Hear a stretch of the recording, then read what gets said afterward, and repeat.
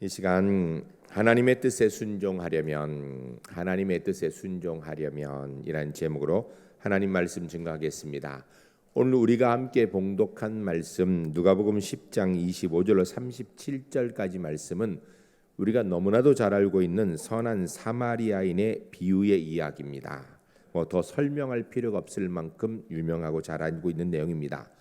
그런데 성경에 예수님이 말씀하신 비유 가운데 그 본래 의미를 가장 많이 왜곡되어져서 잘못 이해하고 있는 대표적인 본문이 어디냐 하면 오늘 본문 선한 사마리아인의 비유라 해도 틀리지 않을 만큼 주님께서 본래 말씀하시려고 하는 것보다 사람들이 다르게 받아들이고 심지어는 우리도 다르게 많이 받아들이고 적용하는 그런 본문입니다.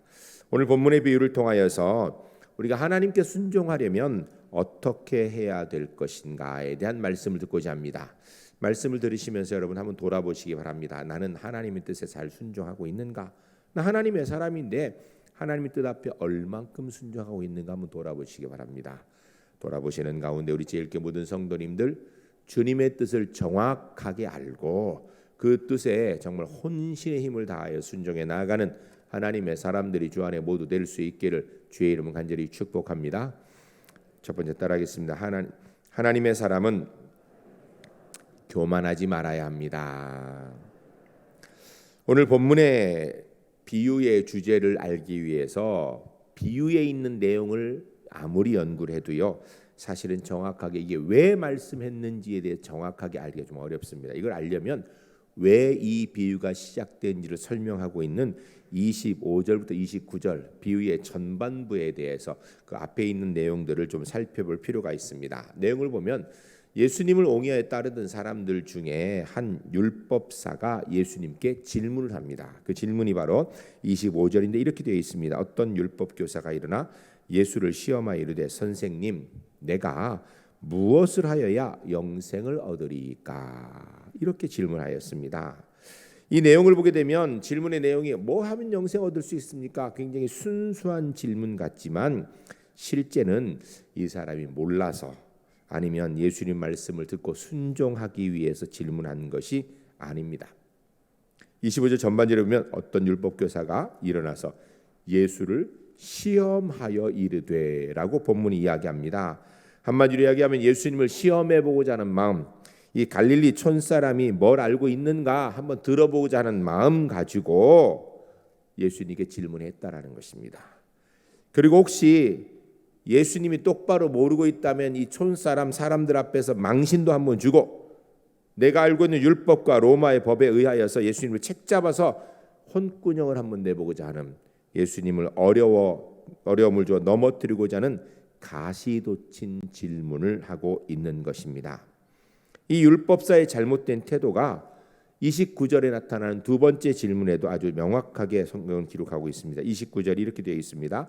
이 사람이 자기를 옳게 보이려고 예수께 여짜오되 그러면 내 이웃이 누구이니까?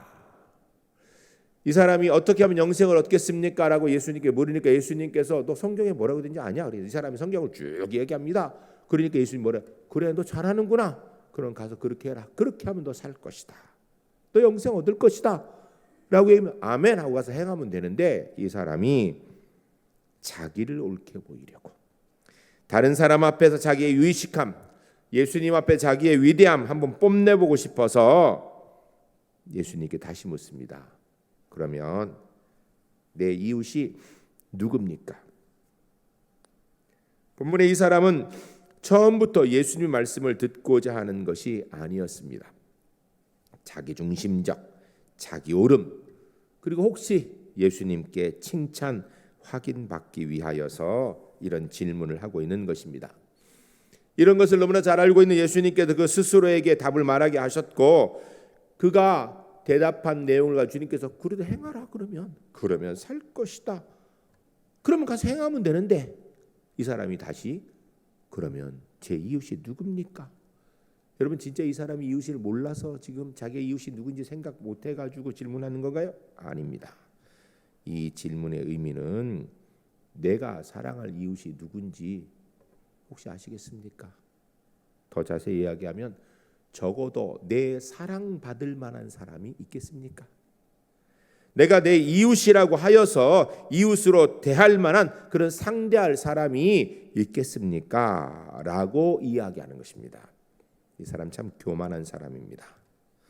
그런데 이런 신앙적인 교만이 지금 현재에도, 과거도 그렇고 지금도 그렇고 유대인들에게 그대로 묻어져 있습니다. 여러분, 유대인의 회당이나 이런 데 가면 지금도 성경을 가르치는데 내 이웃을 내 몸같이 사랑하라 이렇게 가르칩니다. 지금도 현재 이스라엘 가도 회당에 모이면 가르쳐요. 그런데 그 말씀을 들으면 야, 이 사람들이 예수님 말씀대로 이웃을 사랑하라 하는구나, 천만에요. 사실 그것은 레위기 19장에 내 이웃을 내 몸같이 사랑하라는 구약의 말씀이 있어서 그렇게 가르치는 거예요. 그래도 어쨌든 우린 예수님의 가르침과 같은 얘기하니까 굉장히 가까워 보여요. 그런데 문제는 이 이웃에 대한 개념을 해석하는 걸 보면요, 이 문제가 심각하다는 걸 알 수 있어요. 유대인이 생각하는 이웃은 누구인가? 유대인만 이웃이에요. 이 유대인은 이스라엘 백성들이 생각하는 이웃은 자기들과 같은 피를 가진 이방인이 아닌 이스라엘 족속만 이웃이라고 해석하는 것입니다. 혹시 이방인이 이웃의 개념에 들기 위해서는 출애굽기에 바로 시대의 산파들처럼 이스라엘을 돕는 사람, 자기 생명을 내고 이스라엘을 돕는 사람, 그들만 유대인에게 이웃에 들어올 수 있다라고 이렇게 해석을 하는 것입니다. 이런 교만한 잘못된 마음, 이것이요 오늘 이 율법사에게 그대로 묻어 있는 것입니다. 그래서 이 율법사가 지금 얘기하는 것, 내 이웃이 누굽니까? 내가 돕고 내가 사랑할 만한 대상 그 누군지 그거 좀 똑바로, 쉽게 하면 나에게 사랑받을 수 있는 존재가 과연 있겠습니까? 라고 이렇게 얘기하는 교만입니다. 이런 사람의 마음을 알고 있는 예수님께서 저가 모르고 있는 그 이웃, 그가 잃어버린 이웃을 찾아주시기 위해서 선한 사마리아인의 비유, 강도당한 사람의 비유를 이야기해 주신 것입니다. 우리가 여기서 한 가지 분명히 알아야 됩니다. 선한 사마리아 사람의 비유, 강도당한 사람의 비유는 그 자체만 딱 떨어뜨려서 이야기한 게 아니에요. 예수님께서 이 선한 사마리아 사람의 비유를 통하여서 설명해 주고자 하는 내용이 뭔지를 알려면 첫 번째 이 사건이 시작되게 된 질문이 뭔지를 봐야 돼요. 첫 번째 질문의 핵심 내용이 뭐였죠? 영생에 관한 것입니다. 어떻게 하면 영생을 얻겠습니까? 거기에 대해서 주님께서 네가 이웃을 정확하게 찾으면, 그리고 그 이웃에게 하나님의 백성으로 그렇게 살면 영생의 문제 해답이 거기 있을 것이다 라는 것입니다. 즉 이웃을 찾으면 영생도 찾게 될 것이고, 이웃을 잃어버리면 영생을 잃어버린다라는 그런 말씀을 지금 하고 계시는 것입니다. 그렇기 때문에 예수님께서 이웃을 바로 찾아주고 그를 통하여 영생의 답을 듣도록 하고자 하시는 의도가 있으신 것입니다. 그런데 문제는 이 율법사가 예수님과 처음 이야기를 시작할 때도 예수님 말씀을 그냥 순수하게 듣고자 하는 마음이 없었습니다. 예수님과 대화를 하는 중에도 그 말씀을 순수히 아멘하고자 하는 마음이 없었고요. 아마 예수님과 대화가 끝난 다음에도 정말로 그 말씀대로 내가 살아야겠다라는 그 생각은 없었을 거예요. 그는 교만한 사람입니다.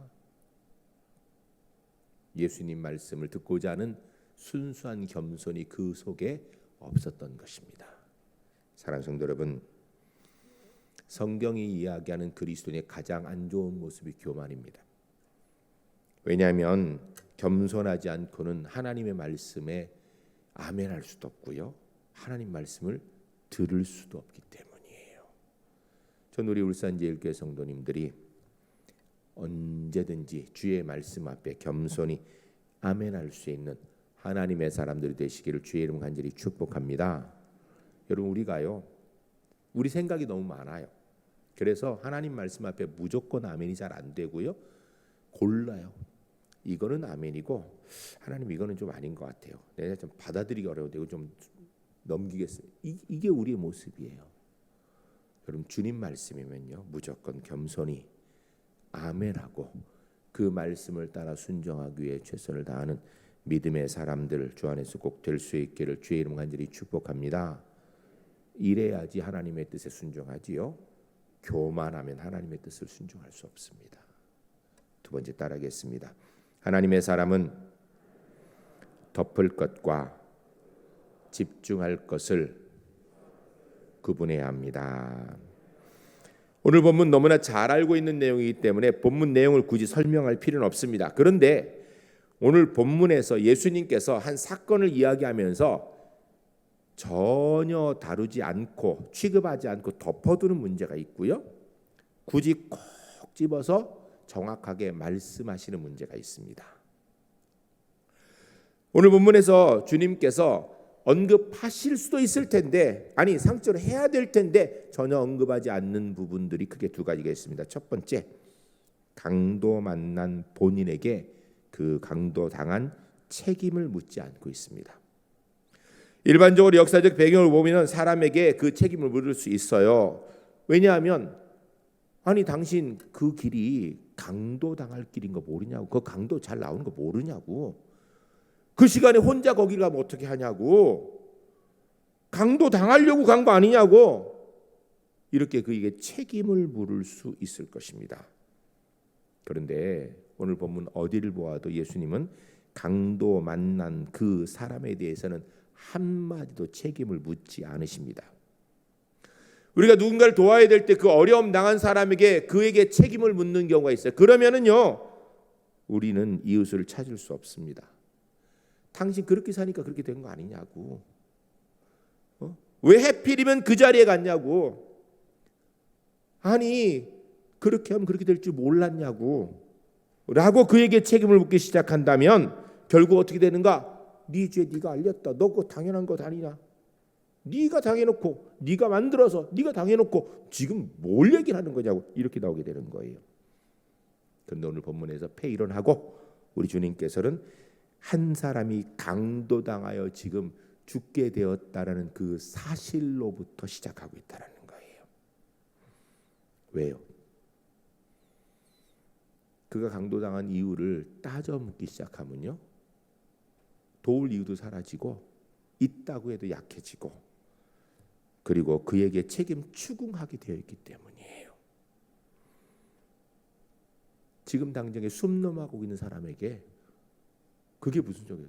중요한 건 그 숨 넘어가는 사람을 살려주는 게 중요한 거지.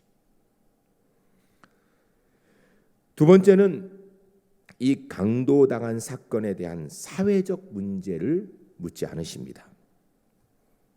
여러분, 이 강도당한 사람이 지금 어디서 강도당했는가? 선민의 나라 이스라엘 나라에서 강도당한 거예요. 그것도 하나님께 예배하는 성전이 있는 예루살렘에서 내려오다 강도당한 거예요. 그러니까 성전 근처에서 당했다는 이야기입니다. 이게 말이 됩니까? 선민의 나라 이스라엘에 강도가 있다니요. 그것도 하나님께 예배하는 성전에서 내려오는 게 성전 근처에 강도가 있다니, 도대체 이 사회가 어떻게 된 거예요? 대책을 똑바로 세워야 될 거 아니에요? 라고 이렇게 말씀하지 않으셨습니다. 사회의 다른 사람의 책임에 대해서 일절 언급하지 않으십니다. 예수님의 관심은 딱 한 가지예요.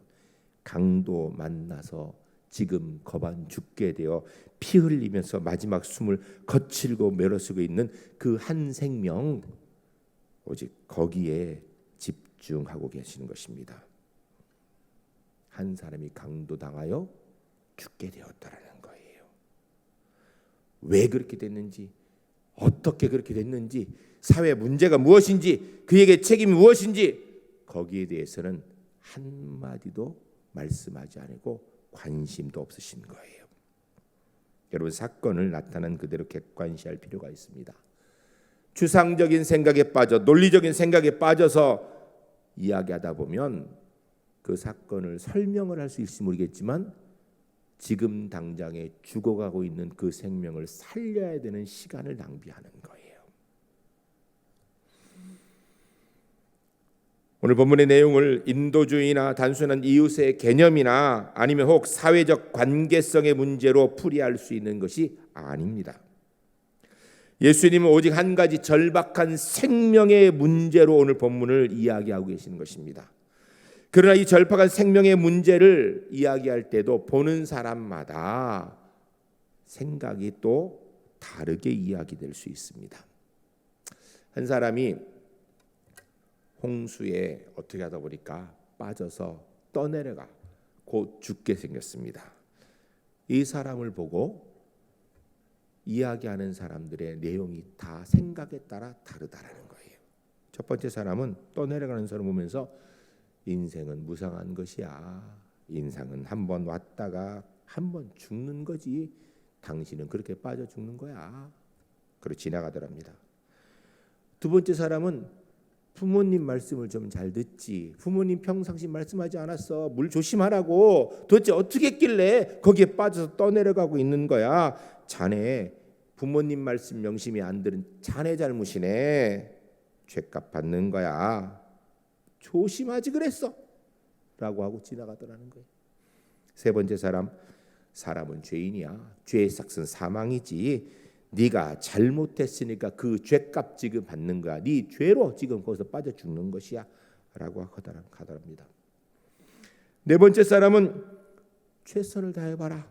팔다리를 막 움직여봐라. 살 수 있는 길이 생길지도 몰라. 그래도 안 되면, 그래도 불가능하다 싶으면 그냥 조용히 죽음을 기다려라. 발버둥 쳐도 안 될 일이면 미리 그냥 조용히 포기하고 받아들여라 라고 얘기하더랍니다. 마지막 사람은 이런저런 생각 물어볼 것 없이 그가 떠내려가는 걸 보면서 우선 퉁덩 뛰어들어서 그 생명을 건져내고 그 다음에 뭐 얘기를 하든 말든 먼저 떠내려가는 사람에게 손을 내밀어서 그를 건져주더라는 것입니다. 여러분, 이 다섯 번째 사람이 바로 예수님이라는 거예요. 본문의 강도 만난 사건은 구구한 설명이 사실 필요하지 않습니다. 중요한 것은 우선 건져내야 된다라는 것입니다. 살려야 된다라는 거예요. 마지막 생명의 불이 꺼지고 있는 그에게 생명을 불어 넣어야 된다라는 거예요. 그의 과거가 어떻든, 죄가 어떻든, 율법이 어떻든, 도덕이 어떻든, 사회가 어떻든, 인생이 어떻든 이거 얘기할 것이 아니다라는 것입니다. 지금 내 앞에 놓여 있는 한 생명이 죽어가고 있다라는 거예요. 이 비유의 말씀을 통하여서 여러분, 우리가 하나님의 마음을 알아야 됩니다. 그래야 하나님께 순종할 수 있어요. 여러분, 하나님께서는요, 강도인 사단에게 생명이 빼앗겨서 지금 마지막 숨을 몰아쉬고 지옥으로 가는 생명을 구원하고자 하는 것이 하나님 마음인 거예요. 여러분, 우리가 이 땅의 삶을 살아가면서 예수 믿는 사람으로 정말 꼭 집중해 보아야 될 것, 그거 봐야 되고요. 아닌 것은 좀 덮어둬야 됩니다. 우리 하나님의 사람 아닙니까? 그렇다면 하나님의 관심이 어디 있는가? 하나님의 관심은 지금 죽어가고 있는 그를 살리는데 거기에 관심이 있는 거예요. 우리 제일교회 성도님들, 주님의 관심이 나의 관심이 될 수 있는, 그래서 하나님께 순종하는 데 문제가 없고 하나님의 뜻에 순종해 나아가며 살아가는 하나님의 사람들이 주 안에 모두 될 수 있기를 주의 이름 간절히 축복합니다. 세 번째 따라하겠습니다. 하나님의 사람은 우선순위를 잘 알아야 합니다. 오늘 본문에 세 명의 사람이 나타납니다. 그런데 지나쳐버린 그 두 사람이 종교적 인물로 표현하고 있습니다. 그런데 문제는 그냥 일반 종교인이 아니라 하나는 제사장이고 하나는 레위 사람이라는 것이에요. 어쩌면 본문에 안 나타났지만 그 강도당한 사람의 이 사건을 보면 주변에 지나가는 사람들이 더 많이 있었을 수도 있을 것입니다. 그런데 그들에 대해서는 예수님께서 한마디도 하지 않고 유독 제사장 레위인만 콕 찍어서 이야기하시는 것은 무엇일까요? 여러분, 이것은요 사실은 심각한 문제입니다. 예수님께서 다른 사람 다 나비두고 레위인과 제사장만 지나갔다 할지라도 그렇게 콕 찍어 얘기하면 문제가 될 텐데, 혹시 다른 사람 지나간 사람이 있었을 텐데도 그들을 얘기 안 하고 그렇게 얘기하게 되면요, 당시 종교 사회인 유대교 사회에서 유대교의 강력한 반발을 살 수 있는 내용이지요. 그렇기 때문에 이 사건은 예수님께서 그냥 생각을 하셔서 꾸며내어서 상상으로 말씀하신 비유라고 생각하긴 어렵습니다.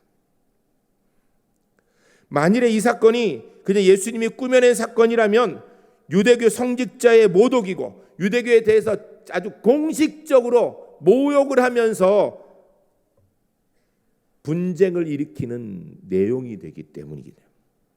그런데 성경을 보게 되면요, 예수님이 이 선한 사마리아 비유를 쭉 얘기하실 때 그 얘기를 듣고 있는 율법사나 주변에 있는 사람이나 그리고 이 얘기가 퍼졌을 텐데 어느 누구도 유대 종교에서 예수님에 대해서 이 문제를 가지고 걸고 넘어진 사람이 없어요. 그 얘기는 이건 예수님이 꾸며낸 얘기가 아니라 그 당시에 모든 사람이 다 알고 있었던 실제 있었던 사건이라는 거예요. 다 알아서 그런 일이 있었던 거예요. 그래서 모든 사람이 알고 있어서 그 얘기에 대해서 예수님이 얘기해도 그것 때문에 유대 종교와 마찰이 있기는 어려운 내용이었다라고 그렇게 생각할 수 있습니다. 그 내용은 한 사람이 강도당했습니다. 그걸 보고 제사장도 그냥 지나가고 레위 사람도 지나가고, 그런데 너희가 멸시하고 있는 원수처럼 짐승처럼 대하는 선한 사마리아 사람이 그를 도와주지 않느냐? 그러면 누가 네 이웃이 되겠느냐? 라고 이렇게 물으신 겁니다. 여기에서 나타나는 세 사람 중에 그냥 지나간 두 사람을 우리가 좀 살펴볼 필요가 있습니다. 먼저 제사장입니다. 제사장은 뭐 하는 사람입니까? 성전에서 봉사하는 사람이죠. 그것도 그냥 봉사하는 것이 아니라 하나님 앞에 제사를 주도하며 제물을 바치고 제사를 집행하는 성별된 사람입니다. 제사장은 그렇기 때문에 늘 몸과 마음을 깨끗하게 해야 돼요. 특별히 평상시도 그러지만 제사를 앞에 두고 있을 때에는 모든 사생활을 다 버리고 영육의 정결함을 유지해야 됩니다. 그리고 나서 하나님 앞에 나가 거룩한 제사를 드리는 것이 합당한 거죠. 하나님 앞에 거룩한 제물을 그렇게 드릴 수 있는 것이었어요. 그런데 이 제사장이 함부로 더럽혀지면 안 되는 그런 존재인 제사장이 지금 제사 드리러 가는 길 가운데 강도 만나서 죽어가는 사람을 만나게 된 겁니다.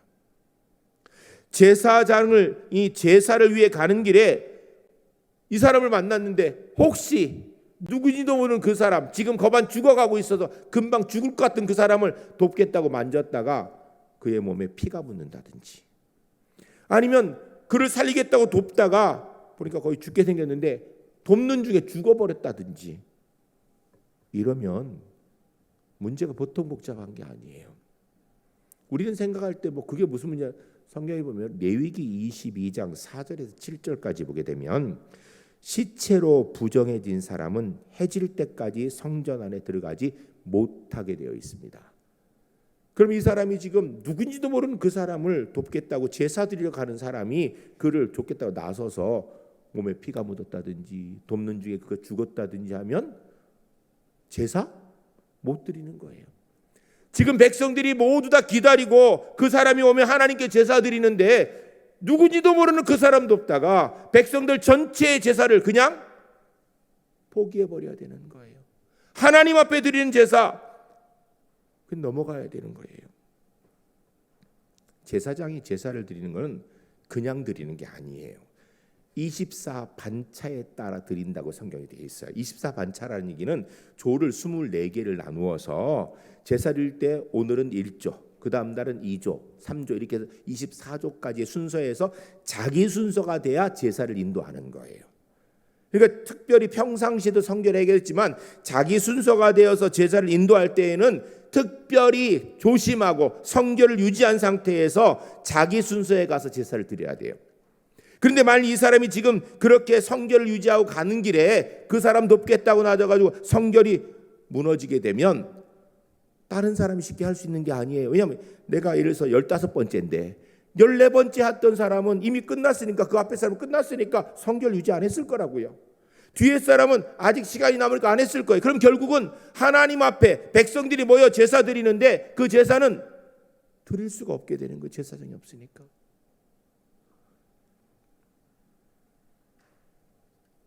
오늘 이 제사장의 일은 선택을 해야 되는 거예요.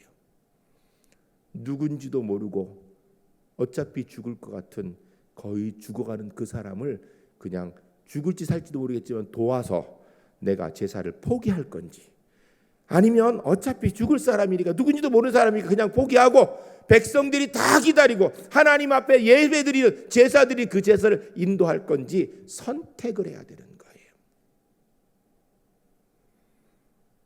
그런데 오늘 본문의 제사장은 백성들과 함께 하나님께 제사 드리는 일을 선택한 거예요. 여러분이면 뭘 선택하시겠습니까? 근데 이 제사장은요, 한 가지는 알고 두 가지를 몰랐던 거예요. 신약성경 마태복음 12장 7절 말씀에 이렇게 얘기하고 있습니다. 우리 함께 읽겠습니다. 우리의 신앙생활 할 때 우리의 원리예요. 같이 읽겠습니다. 나는 자비를 원하고 제사를 원하지 아니하노라 하신 뜻을 너희가 알았더라면 무죄한 자를 정죄하지 아니하으리라. 아멘. 여러분, 이 본문의 말씀이 제사 드리지 말란 얘기예요? 안 해도 된다는 얘기, 예배 빠져도 된다 이 얘기하는 거예요? 아니요.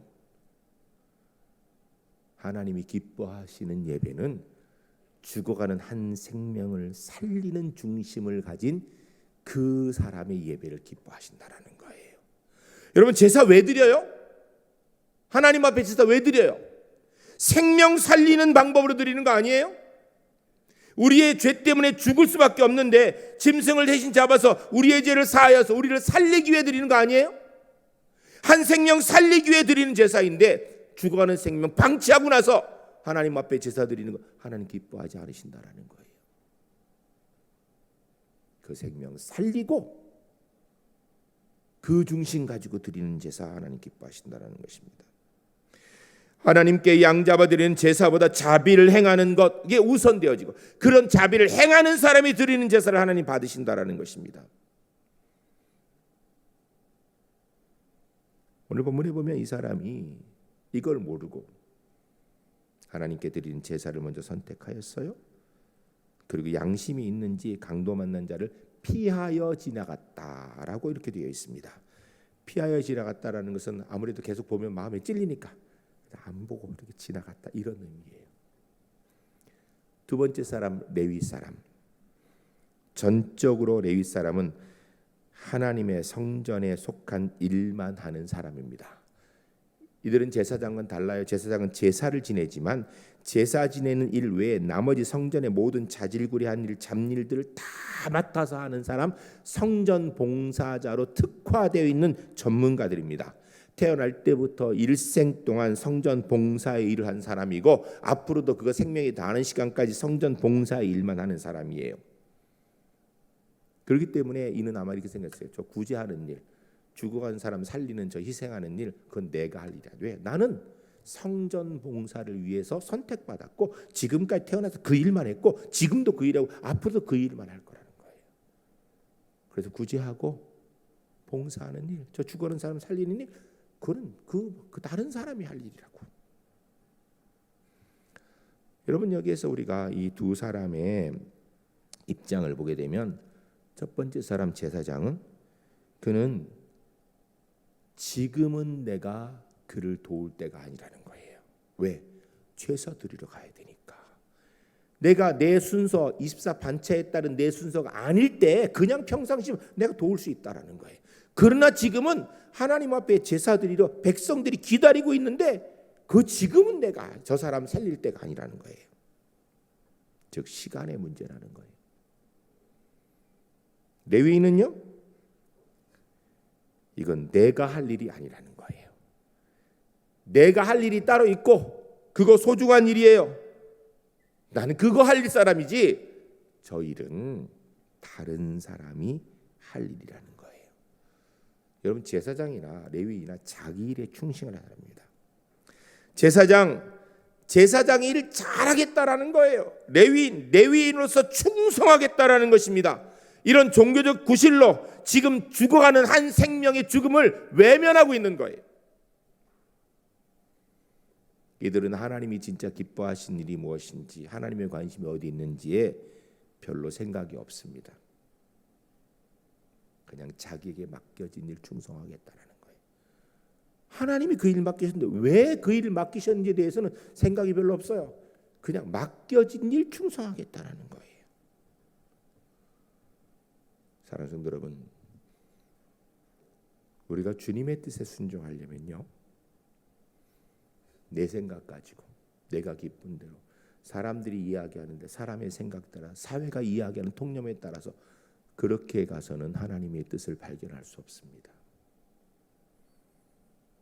하나님의 마음이 어디 있는지 그걸 찾아야, 그 일에 순종해야 하나님 뜻에 순종하는 거거든요. 전 우리 울산제일교회 성도님들이 하나님이 기뻐하신 일이 무엇인가 고민하시고,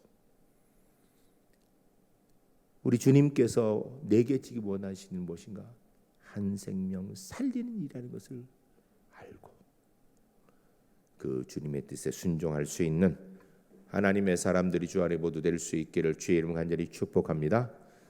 우리 함께 기도하겠습니다.